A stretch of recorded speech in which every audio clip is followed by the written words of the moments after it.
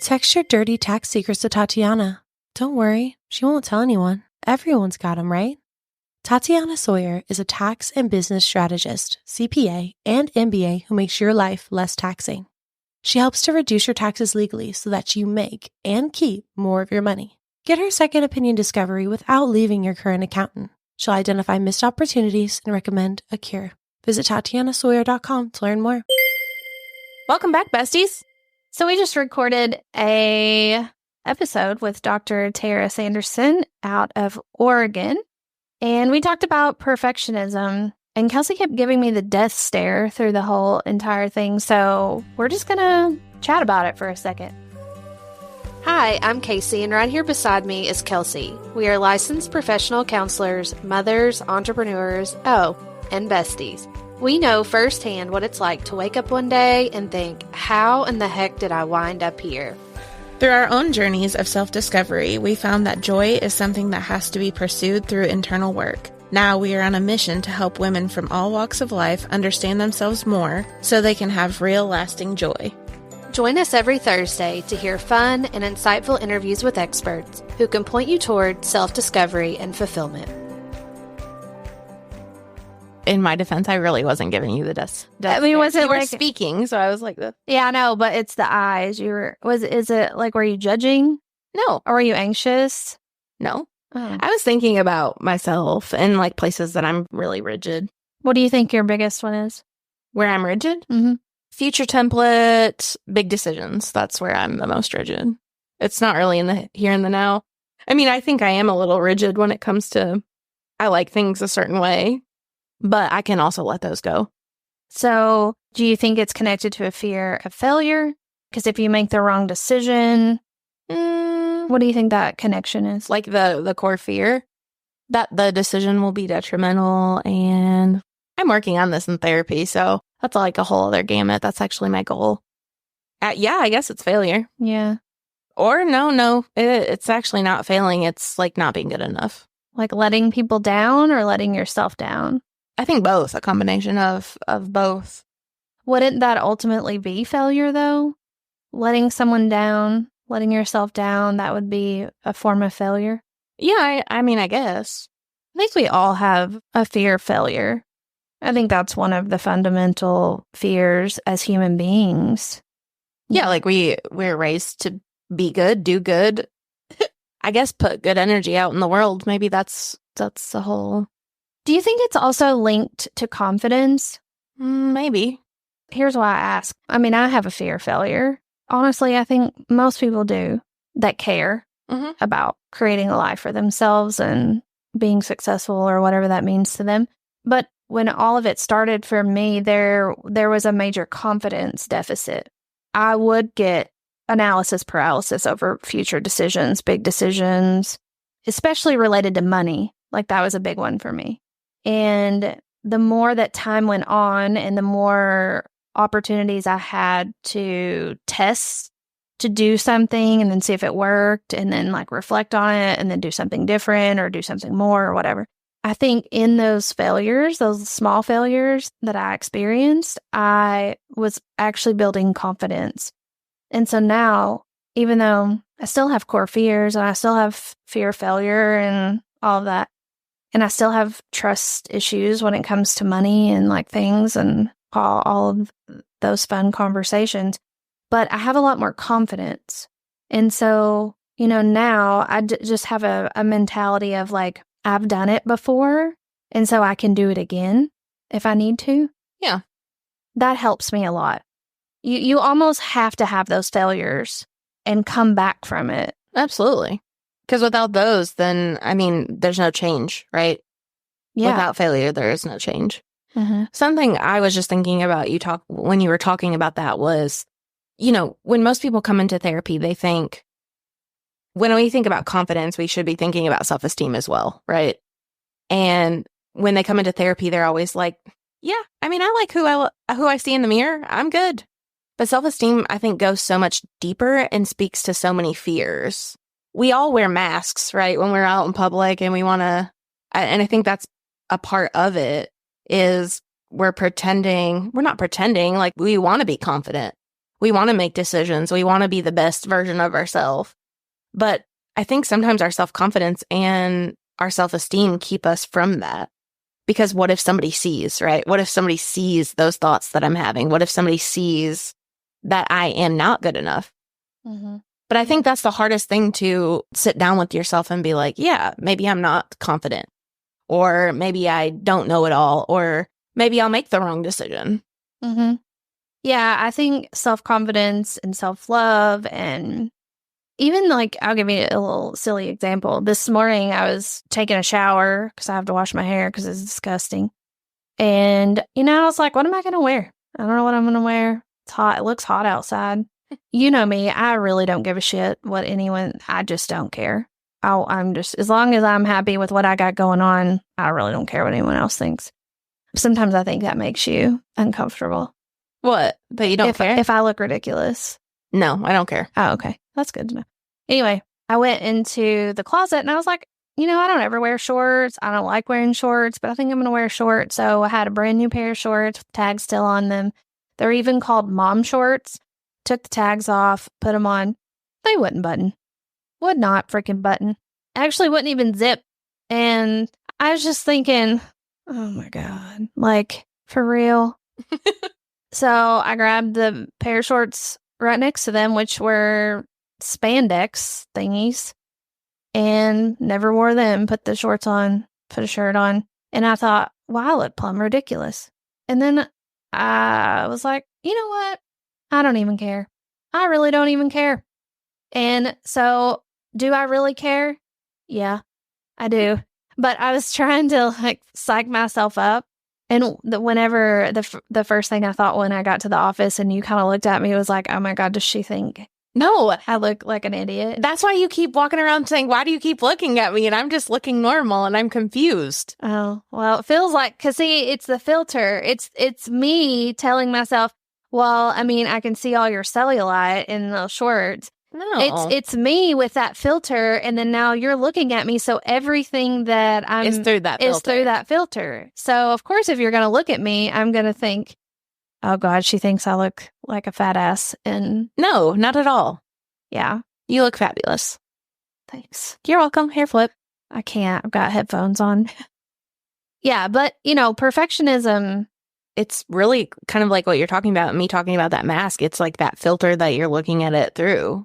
And I think you almost need, like, if it's something that you've determined that, like, okay, I probably need to work on this, it's starting to control my life or whatever. I think it's probably something like where you would need a little bit of exposure therapy, like laugh at Savannah all the time because she walks around like half naked, in her little outfits. But that's what's in, I guess. And so I don't know. I don't care. As long as she has clothes on. By the way, Savannah works in our office. Shout out to Savannah. What's up, Savannah? But just putting yourself a little outside of your own comfort zone, even if it's not like full on, just a little bit and then a little bit more and a little bit more and a little bit more, I think is almost what you have to do. So being deliberate, even when your body's telling you something different. I think sometimes I get really tense about making decisions or whatever it might be. But the more I do it, the easier it becomes. I mean, let's go back to 9 months ago when you put me in this position at Mindsight. I was terrified to make a decision without informing you, but now I make decisions all day long and you don't even hear about them. Mm-hmm. It becomes easier once you expose yourself to them. Yeah, I think you just have to constantly be intentional about what you're doing and how you're putting yourself out there. And I don't know, there's all kinds of scenarios and situations where I feel out of place or judged or I don't know. Like Meet You in Kentucky the first year. I remember I was like, why am I even here? Mm-hmm. Nobody's going to talk to me. And now I can't wait this weekend or coming up to go to Meet You in Kentucky and just be around all the peeps. So, yeah, because you were probably thinking, you probably had some imposter syndrome going on. These people are going to think I'm inadequate, all of those things. But when you go in and you show up, like I just remember growing up, I remember this, but also as an adult, I noticed these things. Do you ever just go somewhere and you see someone that you can just tell, like, gives no Fs? They're just them through and through. They're, they're just totally in their own body and like, this is me. I'm not here. Like, they're in the moment. Yeah, totally. And I noticed that. I noticed people like that. Mm-hmm. And that's what I don't know that I always come across that way, but that's really what I strive to. Do you think I look like I'm in the current moment most of the time? Out in public, not at home. Is your client care team spending too much time on admin tasks, chasing paperwork, and billing? Are you worried that hiring more therapists will only overload your client care team while they're also managing a long wait list? If you're nodding along, it's time for a customer relationship management system, aka a CRM. But not just any CRM. You need a clinical CRM, like the one we just started using at Mindsight. Practice Access is the first HIPAA-compliant CRM specifically designed for growing group therapy practices. If you're ready to ditch the intake, Google Sheet of Doom, and finally get the data you need to scale your practice, visit practiceaccess.com and sign up for a demo to learn more about how you can save your intake team 10 hours per week. That's practiceaccess.com and mention Mindsight for 20% off your first 2 months. No. You don't think so? Mm-mm. Oh, I thought it was come off differently. No, I mean, sometimes I'd say maybe half and half, depending. But you get really nervous depending on situations that you're in. Oh, yeah. When your anxiety is provoked, then no. But most people don't know that until they actually get to know me, because if I you agree. rewound, Yeah, I agree. like, let's say 4 years ago, you would have thought I was living in every moment, having the best time of my life. I swear that's why I was so drawn to you originally. It's because I was not that person. And that's why I was drawn to Tara. I'm drawn to friendships and people that are that way. Oh, well, I guess you're not drawn to me anymore because you found out the truth. I know, you hit it. It was like I think screen. I think I do well to the eye, right? Like to the eye, I'm pretty sociable. I can be in the moment, all the things, unless I'm upset about something. If I'm upset, you can almost guarantee you're going to know about it. But I can just plop down on Kayla's couch. I don't give a shit what she thinks of me.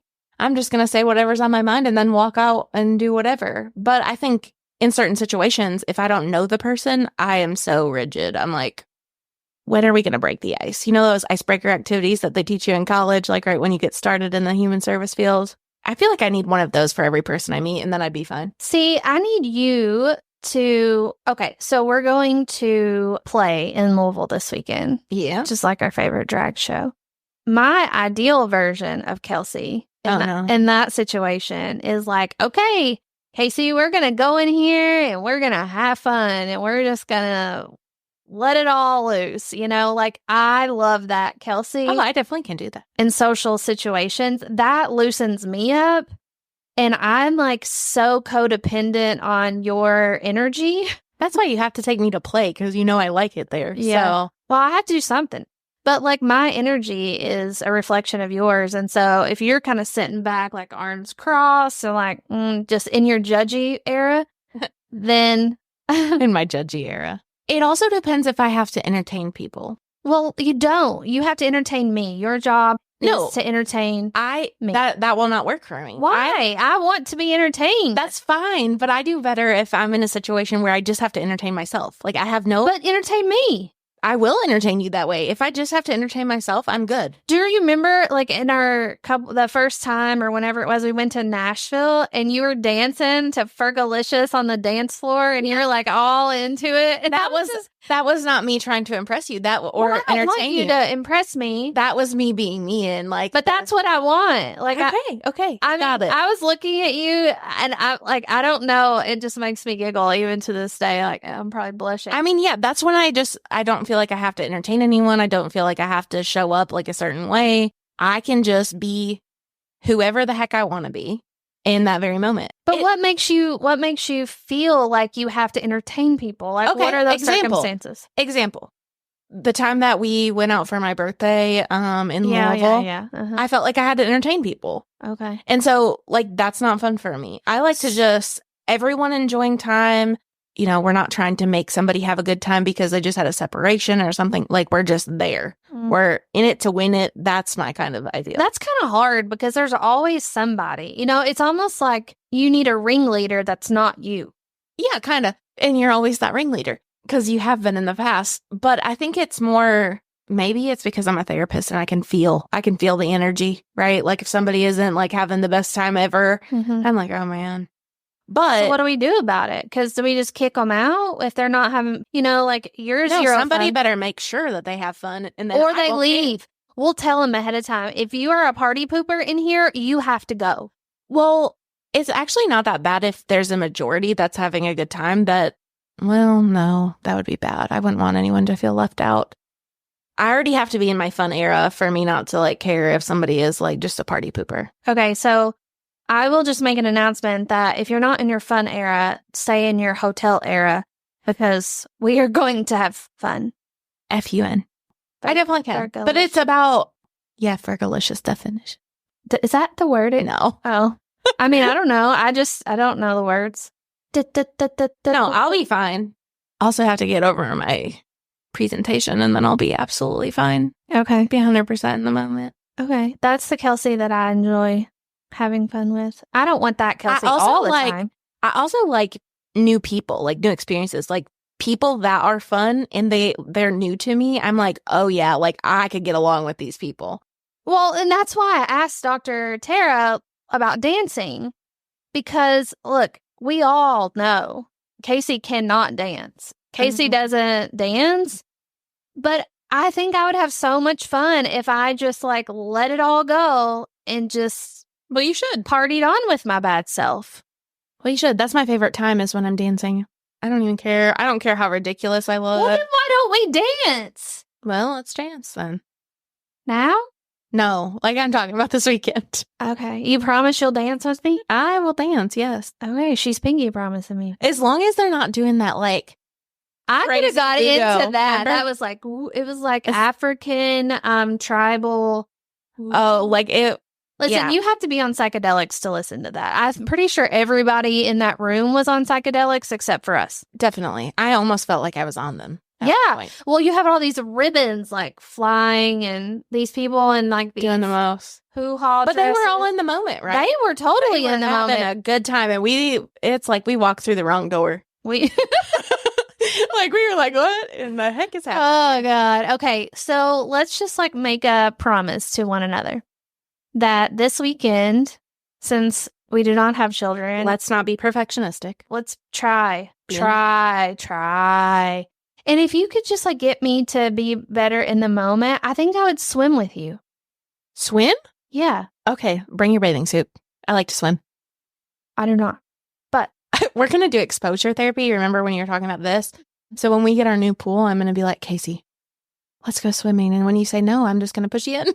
No, there's if you would take the time to think about it, there is a very nice and strategic way that you could get me to do something that I do not want to do, but it requires patience that you do not have. So I'll rub your back if you get in the pool. No, you could figure it out. Channel the inner beginning relationship, Kelsey. Okay. That would do it. I got you. Okay, Fergalicious. Oh, give me some Fergie and it'll be on. I wish I knew how to sing. Okay. We ready to make it a wrap? Let's make this the most unperfect podcast there ever was. The most unperfect. What are we doing right now? Conclusion. We're taking the masks off and no expectation, right? Like just being ourselves. Authenticity. Yes. Okay. Later, besties. If you're enjoying our podcast and would like to hear more from us, leave us a review wherever you get your podcasts so we can keep making great content. Talk to you later, besties.